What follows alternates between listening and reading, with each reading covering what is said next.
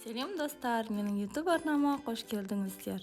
Бүгін сіздермен осындай әдемі болып шығатын нәзік әрі дәмді кекстің рецептімен бөлісемін.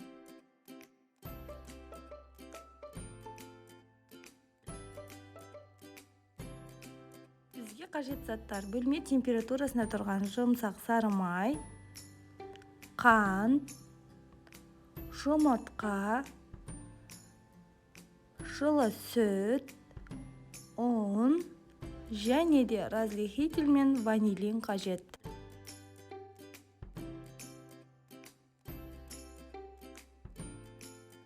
Құрғақ және де таза ыдысымызға жұмыртқаларымызды салып, миксердің көмегімен шайқайтын боламыз.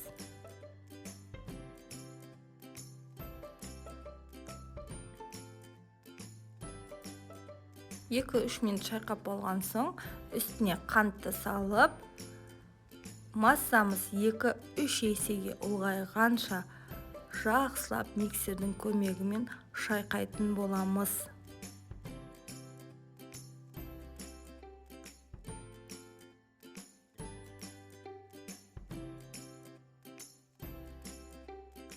Достар, менің YouTube каналыма тіркеліп, комментарий жазып, лайк басуды ұмытпаңыздар.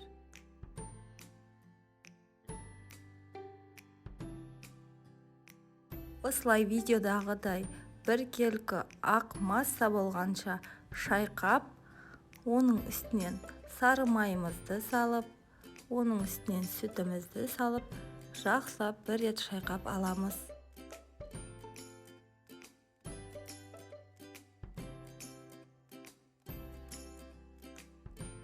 Ванилин разрыхительді ситадан өткізіп саламыз.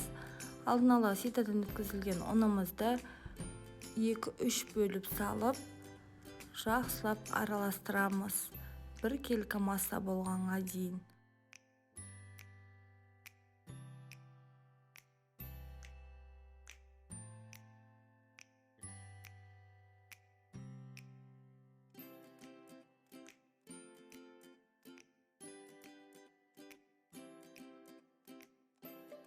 Бізде осындай бір келкі масса дайын болды. Менде осындай силиконовый форма, жақсылап майлап шығамыз алдын ала, және үлкен ас қасықтың көмегімен бір қасықтан тестамызды салып шығатын боламыз. Протеиннің үстіне осылай теріп, алдын ала 180 градуста қызып тұрған пешімізде 25-30 минут пісіріп аламыз. Достар, менімен соңына дейін болғандарыңыз үшін рахмет. Міндетті түрде жасап көріңіздер.